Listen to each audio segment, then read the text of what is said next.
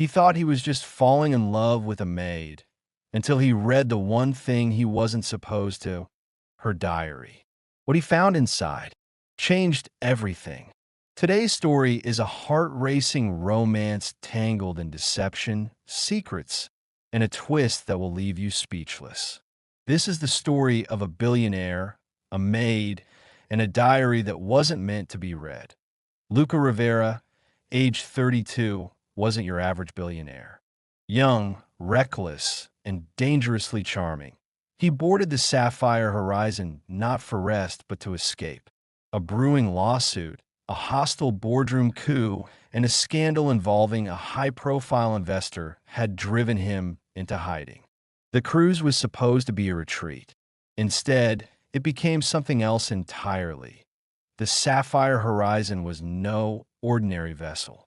It boasted 15 decks of opulence, private pools, cigar lounges, a helipad, and an exclusive casino that didn't even allow cameras. The ultra-rich mingled in its golden corridors, sipping cocktails and trading secrets. Yet among the glitz, it was the quiet that caught Luca's attention.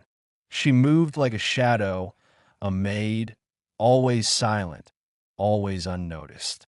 But Luca noticed her that he first saw her polishing the crystal chandeliers in the grand ballroom. Her name tag read Isla. She was petite, with deep hazel eyes and hair always tied back. Her uniform was immaculate, and she never looked up. But there was something about her, a stillness, a kind of sadness that cut through the noise of champagne flutes and laughter. He started seeing her everywhere. In the hallways, quietly replenishing minibar carts. On the outer deck, cleaning handrails. She never spoke unless spoken to. Most of the guests didn't give her a second glance. But Luca couldn't look away that he began creating excuses. Calling room service for extra towels. Dropping his cufflinks deliberately. Each interaction was brief. She was professional, polite, but distant. Until one night, everything changed. Luca had been walking the outer deck late at night, thinking about the lawsuit waiting for him back in New York.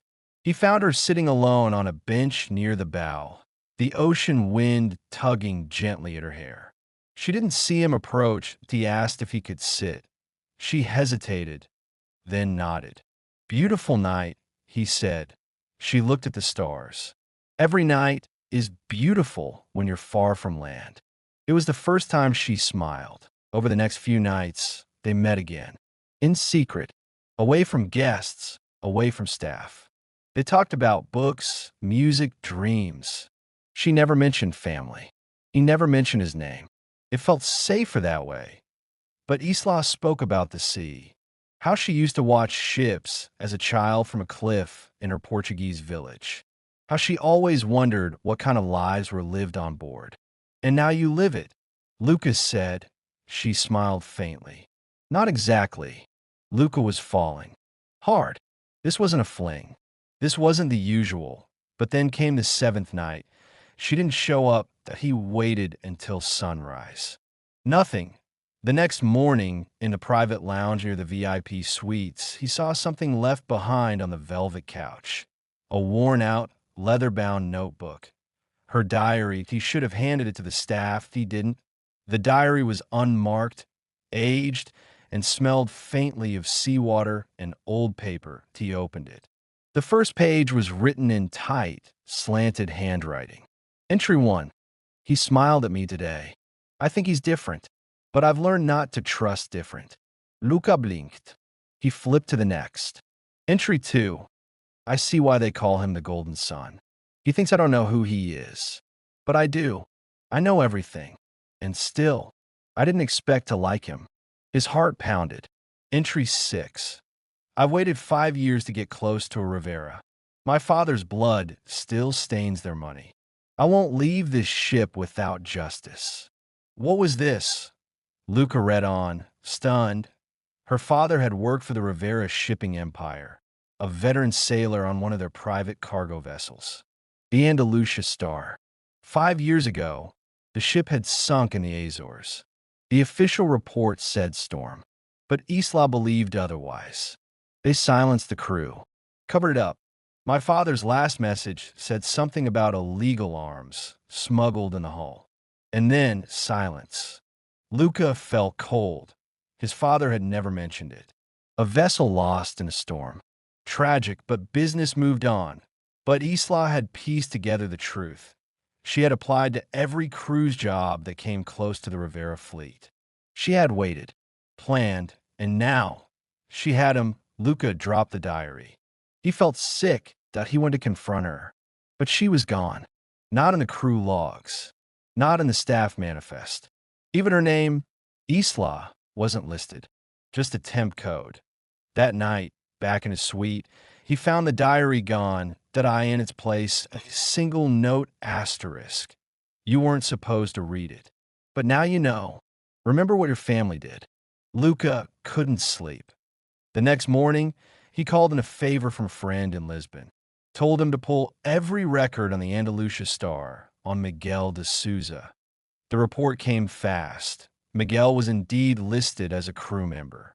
Senior engineer. The accident happened in international waters. Weather data was suspiciously erased. The insurance payout had been unusually high. And then, sealed legal documents, settlements paid to 3 families.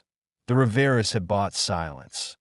Luca felt a pit open inside him. His father had always been distant.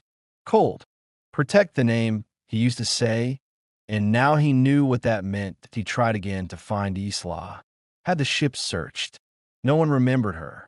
One staff member said she might have disembarked early at the Canary Islands, but there was no record of it. Final night of the cruise. The captain announced that a crew member had fallen overboard. The name wasn't released. Everyone assumed it was an accident. Back in his suite, Luca found a photograph slipped under his door. The IT was of him and Isla, sitting by the pool. The night she smiled that on the back asterisk. You can pretend this never happened.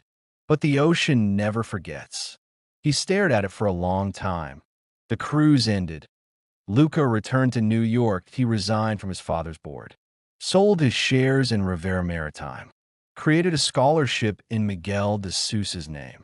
And then he vanished from public life. But every year, on the same date, he returns to the Seed. He boards a different ship, hoping to see her. Not to apologize, but to tell her she changed him.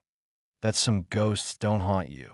They wake you up, and somewhere in the quiet of the tide, he still hopes to find her again. And that was the tale of the billionaire and the maid who vanished with the tide. In the world of luxury and secrets, love can be the most dangerous illusion of all. This was Tales on Ship, where every vessel carries more than passengers. It carries stories. If you enjoyed this one, don't forget to like, subscribe, and turn on the bell, because our next story might just make you question everything you thought you knew. Thank you.